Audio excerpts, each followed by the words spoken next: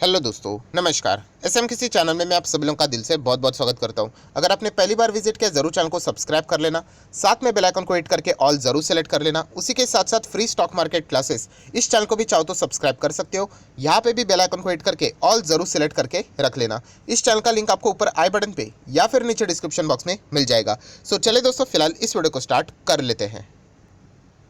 सो दोस्तों, अभी हम लोग आ चुके हैं बिल्कुल हमारे नॉर्मल स्क्रीन के ऊपर। एंड दोस्तों, यहाँ पे हम लोग बात करने वाले आज के दिन जिस तरीके से बाजार में ज़बरदस्त गिरावट देखने को यहाँ पे मिली है, राइट। एंड और भी बहुत सारी खबरें हम लोग को कल लेट नाइट भी हम लोग को देखने को मिली थी। तो सभी चीज़ों से रिलेटेड आप लोगों को जो नॉलेज है इसी एक वीडियो में यहाँ पे इन्फॉर्मेशन यहाँ पे मिलने वाली है। सबसे पहले शुरुआत करेंगे तो बीएसई सेंसेक्स आप देख सकते हो 1000 पॉइंट की गिरावट, लगभग 2% की गिरावट। चार्ट पैटर्न आप देख सकते हो, बिल्कुल भी कमबैक की कोई गुंजाइश नहीं, सिर्फ selling selling selling, lower low lower low lower low lower low, break होते ही चले गए।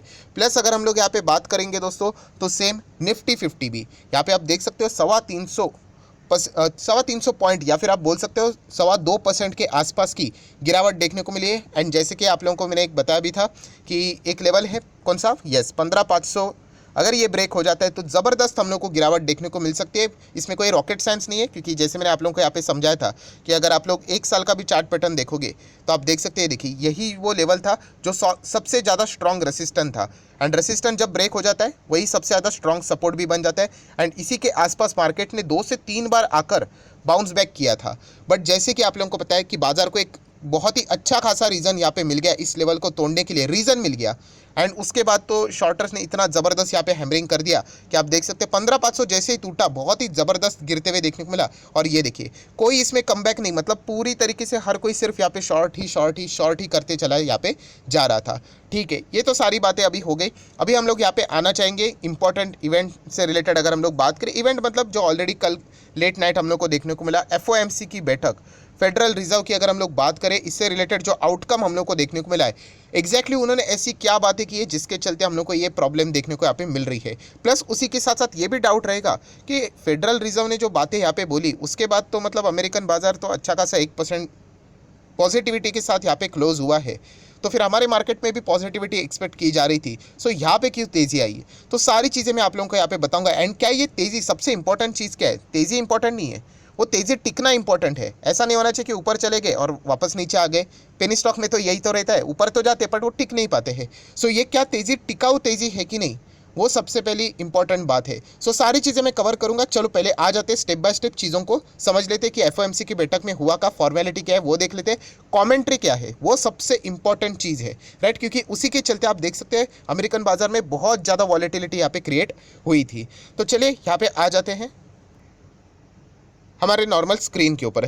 तो चलिए सबसे पहला तो नॉर्मल बेसिक सवाल, क्वेश्चन नंबर 1 यही था कि रेट हाइक हुआ कि नहीं। तो हर किसी को बच्चे को पता है रेट हाइक हुआ है। सो कितना हुआ है, 75 basis point, yes 75 basis point. हम लोग कह सकते हैं कि ये एक्चुअल में अच्छी बात है। अगर वो 0.50 करते ना दोस्तों, लिटरली मतलब मार्केट तो मुझे ऐसा लगता है कि और भी ज़ोरदार यहाँ पे गिरते हुए देखने को मिल सकता था, राइट। सो मैं सिर्फ हमारे मार्केट की बात नहीं कर रहा हूँ, मैं अमेरिकन बाजार की भी बात कर रहा हूँ दोस्तों। अमेरिकन बाजार की जो तेज़ी है, टिकाऊ तेज़ी नहीं लगती है, राइट। वो एक जस्ट हम लोग को एक दो कुछ अच्छे पॉइंट्स देखने को मिले कल के कॉमेंट्री के हिसाब से, तो उसमें वो पॉजिटिविटी बनते हुए देखने को मिली है।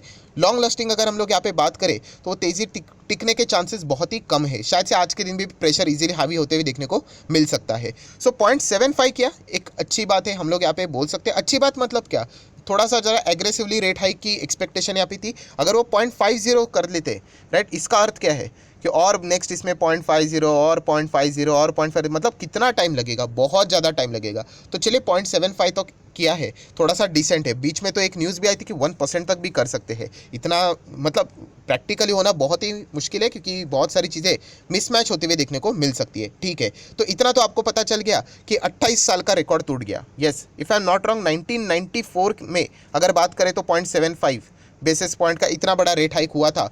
उसके बाद 28 साल के बाद आज हम लोग को देखने को यहाँ पे मिल रहा है। तो ऐसी कोई बात नहीं कि फर्स्ट टाइम हो रहा है, इतिहास में ऐसी चीज़ें पहली बार हो चुकी है। सो चलिए ये तो नॉर्मल बात हो गई। अभी आ जाते हैं दोस्तों कमेंट्री की।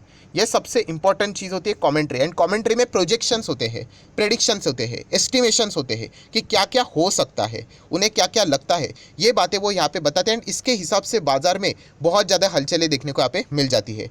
सो दोस्तों सबसे पहले अगर मैं यहाँ पे बात करूँ तो फेड ने यहाँ पे बोल दिया है कि यहाँ पे नेक्स्ट जो मीटिंग रहेंगी, राइट, नेक्स्ट जो मीटिंग रहेंगी उसमें भी रेट हाइक के लिए यहाँ पे क्या करना चाहिए, आप लोगों ने मेंटली प्रिपेयर रहना चाहिए। कोई रॉकेट साइंस नहीं, हर किसी को पता है आने वाले नेक्स्ट एफओएमसी की बैठक में भी रेट हाइक हम लोग को होते हुए देखने को यहाँ पे मिलने वाले हैं। ठीक है, फेयर इनफ। नेक्स्ट अगर हम लोग बात करें, फेड ने यहाँ पे अपने कमेंट्री में बता दिया कि हमारा जो अभी का मेन प्रायोरिटी है एंड सबसे इंपॉर्टेंट चीज़ एक ही है, इन्फ्लेशन। यस, हम लोग इन्फ्लेशन को यहाँ पे सबसे ज़्यादा प्रायोरिटी देंगे। इसका अर्थ क्या है, कल कोई भी अगर फैसला लेना है मीटिंग में किसी भी तरीके का, तो हमारा सबसे मेन एजेंडा इन्फ्लेशन ही रहेगा। हम लोग अभी फ़िलहाल ग्रोथ को यहाँ पे नज़र अंदाज यहाँ पे कर देंगे, फोकस में यहाँ पे नहीं रखेंगे। महंगाई कम करना यही हमारे लिए सबसे ज़्यादा प्रायोरिटी है। अगर हमारे पास ऑप्शन आ जाता है कि ग्रोथ चुनना है या फिर इन्फ्लेशन, तो इन्फ्लेशन को कम करने के लिए ही हम लोग क्या करेंगे, ज़्यादा से ज़्यादा यहाँ पे फोकस रखेंगे। नेक्स्ट अगर हम लोग बात करें तो उन्होंने यहाँ पे टारगेट दिया है, ये सबसे इंपॉर्टेंट चीज़ है। किस चीज़ का टारगेट, तो इन्फ्लेशन का। उन्होंने बताया कि इन्फ्लेशन जो इतना हायर लेवल पे गया है, हमें 2% तक लाना है। आप देख सकते हो दोस्तों इन्फ्लेशन कहाँ पे है, एंड यहाँ पे ये 2% के टारगेट की बात करें, अचीवेबल है? यस, डेफिनेटली अचीवेबल है, बट इसके लिए बहुत ज़्यादा सख्त कदम उठाने पड़ेंगे, इतना हम लोग यहाँ पे कह सकते हैं। और इन्फ्लेशन 2% तक लाना है, मतलब हम लोग क्या एक्सपेक्ट कर सकते हैं कि यहाँ पे यस बहुत बड़े रेट हाइक आने वाले समय में भी आप लोगों को यहाँ पे देखने को मिल सकते हैं। इससे हम लोग यही एक अंदाज़ा यहाँ पे लगा सकते हैं, एंड इतना बड़ा टारगेट उन्होंने यहाँ पे रखा है। सो नेक्स्ट अगर हम लोग बात करें जीडीपी की, यस, जीडीपी को ही वो मतलब अगर हम लोग बात करें तो हम लोग ग्रोथ बोलते हैं। सो जीडीपी का प्रोजेक्शन उन्होंने कम कर दिया है। पहले जीडीपी कितना था, 2.8% की बात कर रहे थे, राइट। अभी यहाँ पे कल के दिन मिस्टर पॉवेल जी ने बोल दिया कि जीडीपी का अनुमान कम हो गया है 1.7%। बहुत सिंपल है, अगर आप लोग इन्फ्लेशन को ये करोगे तो जीडीपी के ऊपर तो अटैक होना ही होना है। सो ये भी एक्सपेक्टेड था, एंड जीडीपी का प्रोजेक्शन यहाँ पे कट किया है। तो नेक्स्ट पॉइंट जो इंपॉर्टेंट था उससे रिलेटेड उन्होंने बात की, एंड वो बात थी दोस्तों अनएम्प्लॉयमेंट से रिलेटेड। यस, सो उन्होंने यहाँ पे ये सच बात यहाँ पे बोल दी है कि यस अनएम्प्लॉयमेंट यहाँ पे बढ़ेगा, जो कि अच्छी बात यहाँ पे नहीं है। सो अभी तक तो देखा गया तो सब कुछ खराब ही चल रहा था, तो अमेरिकन बाजार में इतना मतलब पॉजिटिविटी थोड़ी बहुत भी कैसे टिकी, तो दोस्तों उसके पीछे का कारण है नेक्स्ट कमेंट्री में बोली गई चीज़, एंड वो है दोस्तों मंदी। यस, मंदी की बात करें या फिर रिसेशन की बात करें, तो उन्होंने कहा है कि फिलहाल तो मिस्टर पॉवेल जी ने बोला है, ये मैंने नहीं बोला है, कि उन्होंने तो बोला है कि फिलहाल मंदी का कोई भी खतरा नज़र नहीं आ रहा है। ये उन्होंने बोला है। ऑब्वियसली जैसे मैंने आप लोगों को कहा कि ये तो डिबेटेबल पॉइंट है, बट मिस्टर पॉवेल की ओर से उन्होंने यहाँ पे मतलब उन्होंने बोल दिया कि मंदी का कोई भी यहाँ पे खतरा नहीं है। एंड देखा गया तो हम लोग जितना भी अगर रिसेशन के करीब जाएंगे तो उसको हम लोग अवॉइड करने के लिए जितने भी कदम उठाने पड़ेंगे हम लोग यहाँ पे उठा सकते हैं। सो ये एक ऐसा पॉजिटिव वाला कमेंट्री था, इसके चलते हम लोग जरूर कह सकते हैं कि अमेरिकन बाजार में थोड़ा बहुत उम्मीद की किरण तो यहाँ पे जगी थी। बट जैसे मैंने कहा कि क्या ये वाकई में इस चीज़ को एक्सेप्ट करने वाली बात है, क्या ये तेज़ी जो आई है क्या वो टिक पाएगी, इसके चांसेस एक्चुअल में ग्राउंड रियलिटी को अगर हम लोग तलाशते हैं तो बहुत ही कम नज़र यहाँ पे आ रहे हैं। नेक्स्ट अगर हम लोग यहाँ पे बात करें दोस्तों तो कुछ इंपॉर्टेंट सवाल जवाब भी यहाँ पे होते हैं। तो एक बहुत ही अच्छा खासा सवाल भी हम लोग को देखने को मिला कि देखिए आप इन्फ्लेशन के टारगेट की बात करें कितना, 2%, एंड ये टारगेट अचीव होते हुए अगर हम लोग बात करें जीडीपी ग्रोथ नीचे आएगा, प्लस अनएम्प्लॉयमेंट की बात करें बहुत ज़्यादा बढ़ जाएगा। सो आप इससे रिलेटेड क्या टिप्पणी करोगे? तो यहाँ पे ये सेकंड पॉइंट भी है जो हम लोग कह सकते हैं शायद से अमेरिकन बाजार को थोड़ा सा अच्छा लगा होगा, कमेंट्री वाली बात थी। तो मिस्टर पॉवेल ने बोला है कि नो डाउट 2% हम लोग टारगेट रख रहे हैं, सच बात है। जीडीपी इससे रिलेटेड इंपैक्ट होगा, ग्रोथ खराब होगी, हमें भी पता है, अनएम्प्लॉयमेंट भी बढ़ेगा, हमें भी पता है, बट हम लोग पूरी तरीके से कोशिश करेंगे कि मिनिमम डैमेज के साथ हम लोग ये टारगेट 2% का टारगेट अचीव कर सकते हैं, राइट। सो जीडीपी जितना हो सके एंड अनएम्प्लॉयमेंट को जितना डैमेज मतलब कम हो सके उसके हिसाब से हम लोग ये 2% अचीव करेंगे, ये भी बात उन्होंने यहाँ पे बोल दी। तो ये भी हम लोग एक कह सकते हैं कि अभी इतना खराब माहौल है उसमें भी एक हम लोग को एक छोटी सी उम्मीद की किरण देखने को मिली, जो कि एक पॉजिटिव साइन तो जरूर उन्होंने यहाँ पे पकड़ा होगा। नेक्स्ट अगर हम लोग बात करें तो दोस्तों रेट हाइक से रिलेटेड, यस रेट हाइक से रिलेटेड अगर हम लोग बात करें, अभी ओल्ड रेट कितना चल रहा था, मैं लिख लेता हूँ यहाँ पे, ओल्ड मतलब 1% चल रहा था। अब अभी की अगर हम लोग यहाँ पे बात करें ना, मतलब ये पॉलिसी के बाद 1.75% हो गया, ठीक है। एंड दोस्तों यहाँ पे बताया जा रहा है कि ये साल ख़त्म होते होते इतना रेट हाइक हो सकता है, मतलब उनका टारगेट है 3.4 तक जाने का, 3.40% तक। मतलब आप अंदाज़ा लगा सकते हो, पहले 1% था रेट की बात करें, 0.75 बढ़ा दिया, 1.75 हुआ, एंड अभी एंड तक 3.40। तो आप लोग देख सकते हो और कितना यहाँ पे हम लोग को रेट हाइक होते हुए देखने को यहाँ पे मिलने वाला है। बहुत सारी चीज़ें यहाँ पे पेंडिंग है। अब ये 1.75 से 3.40 कैसे पहुँचेंगे वो खुद डिसाइड करेंगे। 0.75 जाएंगे, फिर वापस 0.75 जाएंगे, उसके बाद 50 जाएंगे या 25 जाएंगे, वो डिपेंड करता है। बट फिलहाल तो उन्होंने कहा है कि शायद से इस साल के एंड तक 3.40 तक हम लोग यहाँ पे जा सकते हैं। एंड अगर उसके नेक्स्ट ईयर की भी बात करें तो हम टारगेट 3.80 का भी पकड़ रहे हैं। ये नेक्स्ट ईयर कुछ ज़्यादा ही लंबा हो जाता है, उसके पहले ही बीच में बहुत सारी अनसर्टेनिटीज़ हम लोग को देखने को मिल जाएगी, तो इतना लंबा जाने की ज़रूरत नहीं है। फिलहाल 1.75 का हम लोग यहाँ पे बोल सकते हैं। मैं लिख लेता हूँ यहाँ पे, अभी का 1.75 फेड का है। रेट की अगर हम लोग बात करें वो 3.40 यहाँ पे टारगेट लेकर यहाँ पे चल रहे, तो उसके हिसाब से उनके डिसीजन हम लोग को देखने को यहाँ पे मिलने वाले हैं।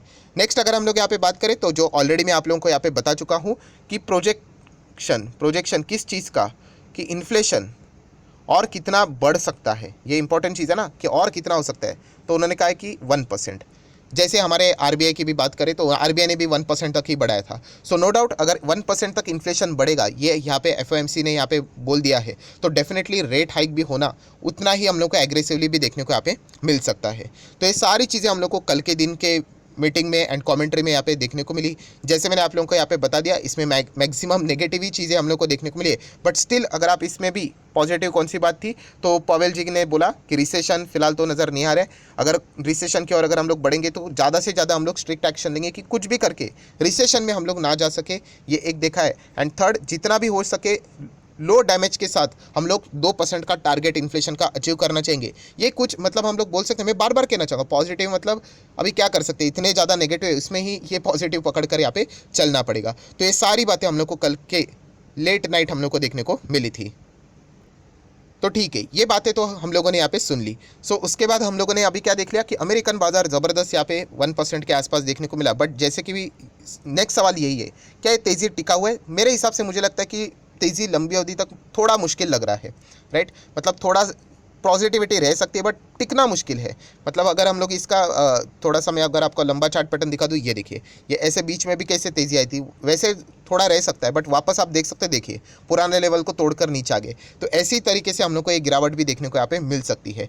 बट चलिए कोई बात नहीं, अभी देख लेते हैं कि अमेरिकन बाजार में ये तेज़ी टिक पाती है कि नहीं। चांसेस तो बहुत ही कम है। एंड अगर इसी चीज़ को अगर हम लोग हमारे मार्केट के साथ अगर बात करें तो यस, हमारे मार्केट में जो नहीं होना चाहिए था 15,500 लेवल बहुत इंपॉर्टेंट था। बट जैसे आप सीखने वाली बात देखिए दोस्तों कि हम लोग 15,500 अगर बात करें, ये देखिए प्रीवियस क्लोज कितना था, 15,600 या फिर 15,700 ही पकड़ लेना। ये देखिए प्रीवियस क्लोज लिखा हुआ है, राइट। अभी 15,500 बहुत ही स्ट्रांग है तोड़ने के लिए, बट एक बहुत अच्छा रीज़न मिल गया। एंड इसके चलते आप देख सकते हैं कितने इजी तरीके से हम लोग को ये लेवल ब्रेक होते हुए देखने को मिला। एंड इसमें कोई भी कमबैक नहीं है, देखिए एक भी कमबैक नहीं है, सिर्फ और सिर्फ गिरावट ही देखने को मिली है। सो ये सारी चीज़ें सीखने वाली होती है दोस्तों। तो ज़रूर आप लोगों ने आज के दिन भी इस गिरावट से बहुत कुछ चीज़ें यहाँ पे सीखी ज़रूर होंगी। हाँ, बट हम लोग इन्वेस्टर है, जैसे मैं आप लोगों को बार बार यहाँ पे बता चुका हूँ, ट्रेडर लोगों ने इसका बहुत अच्छा खासा फायदा उठाया होगा, बहुत ही आसान तरीके से ट्रेड आज किया होगा और अच्छा खासा पैसा यहाँ पे कमाया होगा। अगर आप इन्वेस्टर हो तो डेफिनेटली हम लोगों के लिए हमारी कंपनीज बहुत ज़्यादा इंपॉर्टेंट होती है, उनके बैलेंस शीट इंपॉर्टेंट होती है। सो इंडिविजुअल स्टॉक्स के हिसाब से ही हम लोगों ने यहाँ पे डिसीजन लेना चाहिए, ना कि इंडेक्स के